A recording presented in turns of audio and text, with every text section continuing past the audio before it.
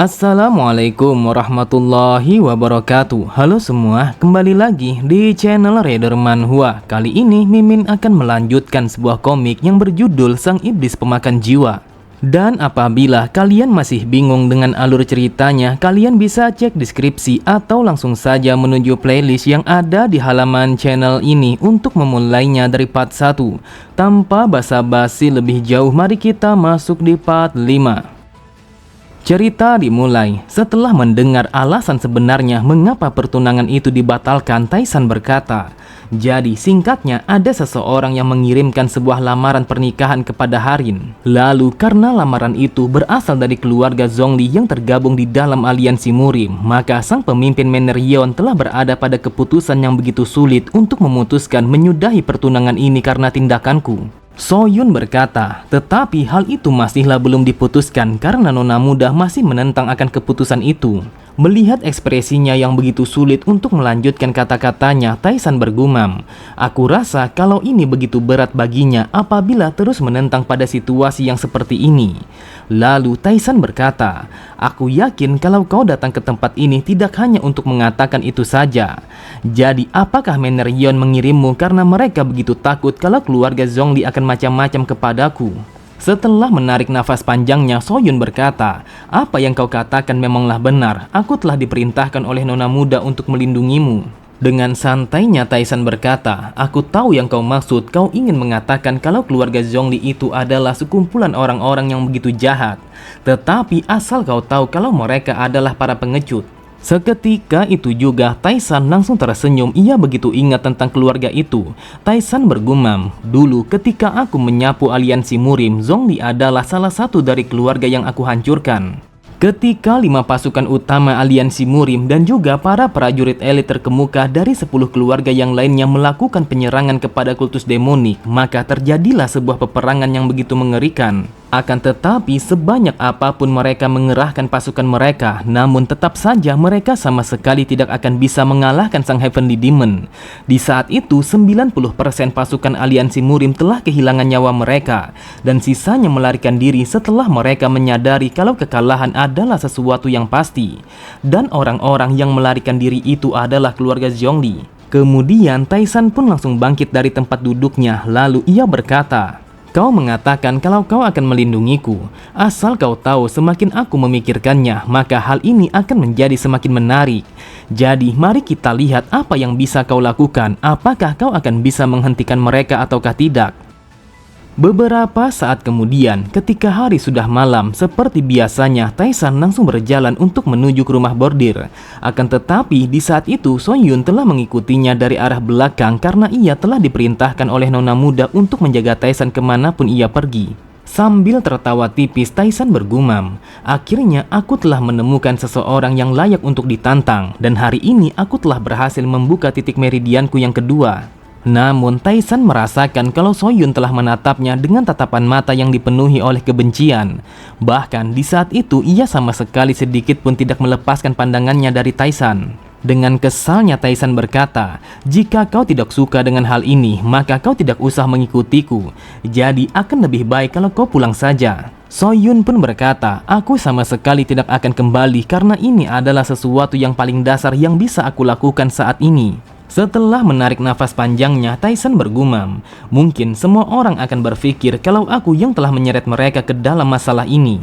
Namun tiba-tiba saja Taisan langsung menghentikan langkah kakinya karena ia telah merasakan kehadiran orang lain yang memancarkan niat membunuh yang begitu kuat. Terlihat mereka berdua begitu heran, entah mengapa tiba-tiba saja Taisan telah berhenti di tempat itu. Kyungwon pun bertanya apa yang telah terjadi kepadanya. Dengan santainya Taisan mengatakan kalau ia telah merasakan kehadiran beberapa orang lain yang berada di sekitarnya. Mendengar itu, Kyungwon hanya terdiam karena ia sama sekali tidak bisa merasakan kehadiran siapapun di tempat itu selain mereka bertiga. Akan tetapi Kyungwon langsung memalingkan pandangannya ke arah belakang ketika hawa membunuh telah muncul di belakangnya. Benar saja, di saat itu di balik bayang-bayang terlihat orang-orang berjubah hitam telah bermunculan untuk mengepung pergerakan mereka. Di saat itu Kyungwon mengatakan kalau dia telah menyadari bahwa mereka berjumlah 3 orang. Namun Kyungwon langsung terdiam ketika Taesan yang mengatakan kalau mereka berjumlah 4 orang karena salah satu dari mereka memiliki hawa kehadiran yang begitu samar. Karena dirinya telah diketahui, maka orang keempat itu langsung menampakkan kehadirannya di hadapan mereka semua. Dia adalah sang pemimpin dari para asasin yang telah mengepung pergerakan mereka. Kemudian ia pun memerintahkan kepada ketiga anggotanya untuk turun dari pepohonan. Lalu ia berkata, sepertinya sudah tidak ada gunanya lagi untuk melakukan sebuah penyerangan secara tiba-tiba karena kalian sudah mengetahui akan kehadiran kami. Di saat itu, Kyungwon langsung bersiap untuk menarik bilah pedangnya karena ia merasakan kalau sang pemimpin dari pasukan asasin itu bukanlah seseorang yang mudah untuk dikalahkan. Lalu orang itu langsung melompat dari pepohonan dan berdiri tepat di belakang pasukannya. Dengan angkuhnya ia berkata, kalian semua dengarkan aku baik-baik. Jika kalian ingin selamat dari kematian, maka kalian semua harus ikut bersama kami. Di saat itu ia mencoba untuk memberikan intimidasi kepada Taesan dan juga penjaganya agar Taesan langsung nurut kepadanya. Mendengar itu, Taesan bergumam, entah kenapa para bajingan Yunortodok ini telah bersikap begitu sopan. Ini tidak seperti yang biasanya yang dilakukan oleh orang-orang Yunortodok. Lalu Taesan pun meminta kepada Kyungwon untuk menebak sehebat apa seseorang yang berada di belakang sana yang merupakan sang pemimpin dari kelompok asasin itu. Mendapatkan perintah itu, ia pun langsung melemparkan pandangannya kepada asasin itu untuk menganalisa sehebat apa kemampuannya. Kyungwon bergumam, yang aku perhatikan berdasarkan sebuah energi yang telah ia pancarkan dan juga aroma darah yang tercium samar-samar dari tubuhnya. Itu artinya dia bukanlah orang sembarangan dari faksi Yunortodok.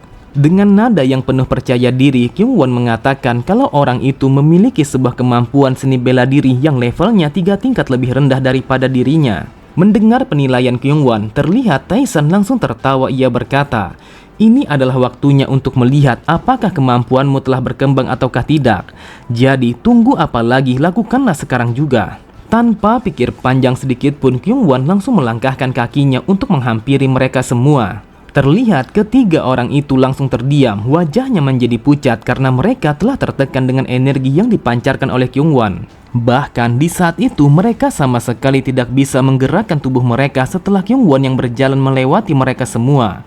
Mereka bergumam, apa yang telah terjadi? Mengapa tubuhku tidak mau mengikuti kehendakku? Di saat itu sangat jelas terlihat kalau Kyungwon telah memancarkan sebuah energi yang begitu kuat sampai-sampai ketiga orang itu merasakan kalau mereka telah terintimidasi oleh seseorang yang tidak akan bisa mereka kalahkan.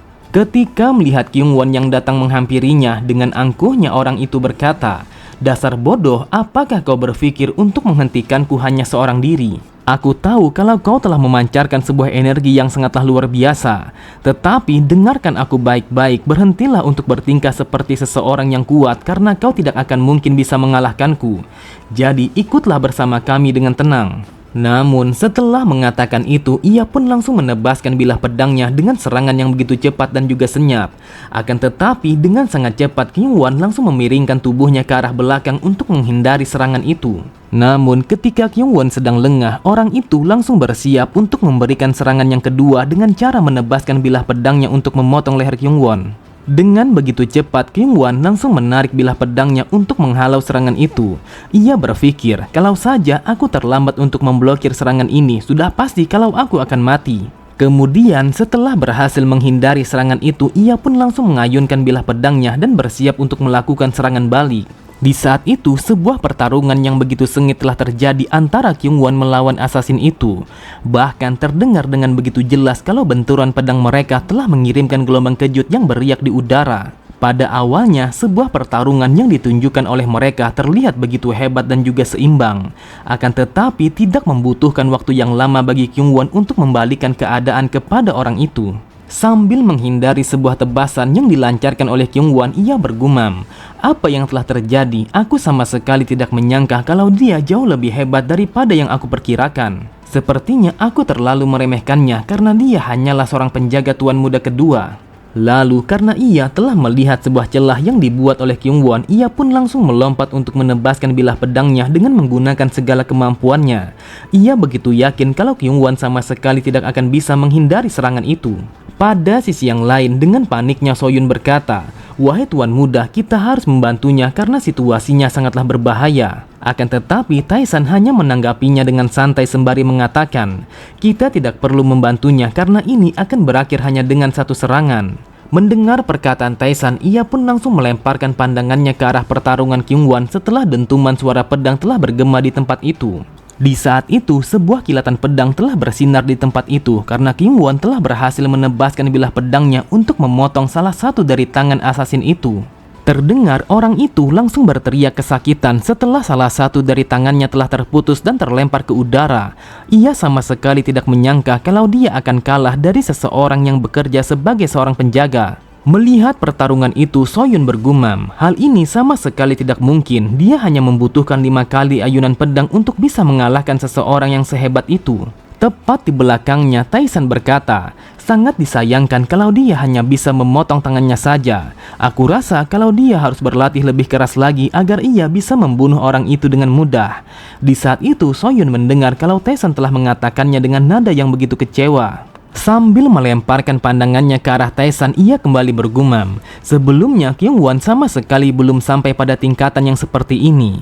Jadi sejak kapan ia bisa menjadi sekuat itu dalam waktu yang begitu singkat? Apakah mungkin kalau Tuan Muda telah memberikannya sebuah eliksir ataupun semacam obat-obatan? Kemudian Taisan berkata, apa yang kau lakukan dengan berdiam diri seperti itu? Uruslah ketiga bajingan itu sekarang juga. Akan tetapi kau tidak perlu membunuh mereka karena aku ingin menanyakan beberapa pertanyaan kepada mereka. Jadi yang perlu kau lakukan hanyalah menekan titik tekanan mereka agar mereka tidak bergerak lagi.